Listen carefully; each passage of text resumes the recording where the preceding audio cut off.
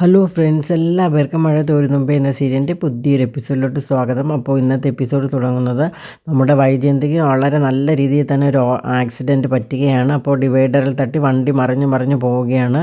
അപ്പോൾ എന്നിട്ട് ഫയർഫോഴ്സ് എല്ലാം വന്ന് പോലീസ് ഒക്കെ വന്ന ശേഷം വൈജയന്തി പെട്ടെന്ന് തന്നെ ആംബുലൻസ് ഹോസ്പിറ്റലിൽ എത്തിക്കുകയാണ്. അപ്പോൾ ഇത് നമ്മുടെ ഗോവർദ്ധൻ അറിയുകയാണ്, അതായത് ബാലചന്ദ്രൻ്റെ അളിയെ. അപ്പോൾ ഗോവർദ്ധൻ പെട്ടെന്ന് തന്നെ ബാലചന്ദ്രൻ വിളിച്ച് പറയുകയാണ്. അപ്പോൾ ബാലചന്ദ്രൻ ഉറക്കത്തിൽ എണീറ്റ് വൈജയന്തി ഇവിടെ തന്നെ ഉണ്ടല്ലോ എന്നൊക്കെ പറയുകയാണ്. ഇല്ല ചേച്ചിക്ക് ആക്സിഡൻറ്റ് പറ്റിയെന്നൊക്കെ പറയണം. അങ്ങനെ കാറെല്ലാം ചെന്ന് നോക്കാം, കാറൊന്നും അവിടെ ഇല്ല.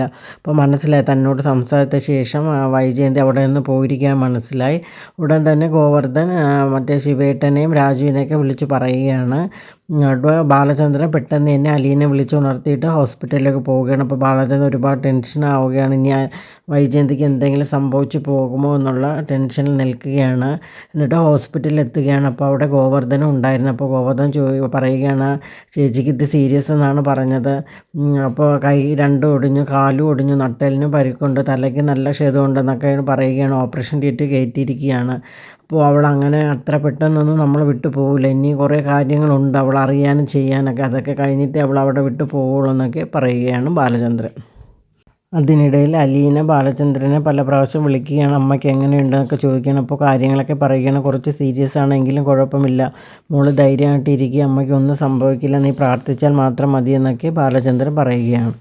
ആശുപത്രി ബാലചന്ദ്രൻ നിൽക്കെ തന്നെ അവിടെ ശിവേട്ടനും രാജീവൊക്കെ വരികയാണ്. അപ്പോൾ അവർ ചോദിക്കുകയാണ് വൈജയന്തിക്ക് എങ്ങനെയുണ്ട്. അപ്പോൾ കുറച്ച് സീരിയസ് എന്നാണ് പറഞ്ഞതൊക്കെ പറയുകയാണ്. എല്ലാം നീ ഒറ്റൊരുത്തൻ കാരണമാണെന്നൊക്കെ അവർ പറയുകയാണ്. അപ്പോൾ ബാലചന്ദ്രൻ അതൊന്നും പറയുന്ന കേൾക്കാതെ അങ്ങോട്ട് മാറി നിൽക്കുകയാണ്. ഉടൻ തന്നെ മനു അവിടെ വരുന്നുണ്ട്. അപ്പോൾ മനു ചോദിക്കുകയാണ്, എന്തിനാണ് വെറുതെ അങ്കിളിനോട് തട്ടി കയറുന്നത്, അങ്കിൾ ഒരു കുറ്റവും ചെയ്തിട്ടില്ല എന്നൊക്കെ അല്ലേ പറയുന്നത്. അങ്കിൾ ഒരു കുറ്റവും ചെയ്തില്ല, പിന്നെ അലീന ആരുടെ പുത്രിയാന്നൊക്കെ ചോദിക്കുകയാണ് രാജീവ്.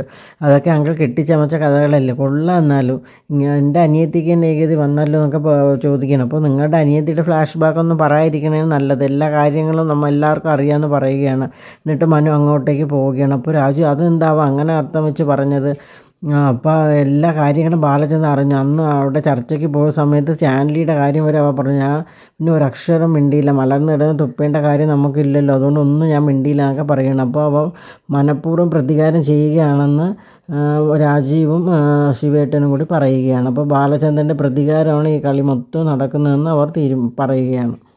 അത് കഴിഞ്ഞ് ശിവേട്ടൻ കമലയെ വിളിക്കുകയാണ്. എന്നിട്ട് പറയുകയാണ്, നീ പെട്ടെന്ന് തന്നെ കടപ്പാട്ടൂരോട്ട് പോകണമെന്ന്, അവിടെ ചെന്നിട്ട് അലീനയെ പിടിച്ച് പുറത്താക്കണമെന്നും പറയുകയാണ്. ഇത് നമുക്ക് കിട്ടിയൊരു അവസരമാണെന്നും ബാലചന്ദ്രൻ എന്തായാലും ഇന്നൊന്നും അങ്ങോട്ട് വരത്തില്ല എന്ന് പറയുകയാണ്. അതുകൊണ്ട് നീ എത്രയും പെട്ടെന്ന് ആ കാര്യം ചെയ്യണമെന്നും പറയുകയാണ്. വേണമെങ്കിൽ ഹരിയെ കൂടി വിളിച്ചുകൊണ്ട് പോകാനായിട്ട് പറയുകയാണ്. അങ്ങനെ ഹരിയും കമലയും കൂടി പെട്ടെന്ന് തന്നെ വണ്ടി എടുത്തുകൊണ്ട് കടപ്പാട്ടൂരിലോട്ട് ചെല്ലുകയാണ്. അപ്പോൾ അവിടെ ചെല്ലുമ്പോൾ കുട്ടികളെല്ലാവരും കാണും. അപ്പോൾ അവരൊക്കെ ഇതിനെ എതിർക്കുകയാണ്. അച്ഛൻ അറിഞ്ഞാൽ വളരെ പ്രശ്നം ഉണ്ടാകുമെന്ന് പറയുകയാണ്. അപ്പോൾ ബബിതയെ മറുപടി തന്നെയാണ് പറയുന്നത്. അപ്പോൾ രോഹിതിന് അഭിപ്രായം അത് തന്നെയാണ്, അച്ചറിഞ്ഞാൽ വലിയ പ്രശ്നമുണ്ട്, അതുകൊണ്ട് നമ്മളിത് സൂക്ഷിച്ച് വേണം കൈകാര്യം ചെയ്യാനെന്ന് പറയണം. ആദ്യം അവളുടെ ഫോൺ പിടിച്ച് വാങ്ങണം, ഇല്ലെങ്കിൽ അച്ഛനെ വിളിച്ച് പറയും. അതുപോലെ തന്നെ കൃഷ്ണജ മോൾ, അവളുടെ കാര്യം കൂടി പ്രത്യേകം ശ്രദ്ധിക്കണം. അവളുടെ കയ്യിൽ ഫോണുണ്ട്, ആദ്യം അത് വാങ്ങിയിട്ട് വേണം നമുക്ക് കാര്യങ്ങളൊക്കെ ചെയ്യാനെന്ന് പറയണം. അങ്ങനെ കൃഷ്ണജയെ വിളിച്ച് കാര്യങ്ങളൊക്കെ സംസാരിക്കുകയാണ്. അപ്പോൾ കൃഷ്ണജ ഒരു വിധത്തിൽ സമ്മതിക്കുന്നില്ല. അപ്പോൾ നിങ്ങളൊക്കെ എന്തിനാണ് വന്നത്, നമ്മളെ ദ്രോഹിക്കാനാണോ, അതേ അലീന ചേച്ചിയുടെ കുറ്റം പറയാനാണോ എന്നൊക്കെ ചോദിക്കുകയാണ്. അപ്പോൾ നീ അവിടെ ഇരുന്നാൽ മതി, നിൻ്റെ അമ്മയ്ക്ക് ആക്സിഡൻറ്റ് ഒറ്റി കിടക്കുകയാണ്, ഇവിടുത്തെ കാര്യങ്ങളൊക്കെ ഞങ്ങൾ തീരുമാനിച്ചോളാം എന്ന് പറയുകയാണ്.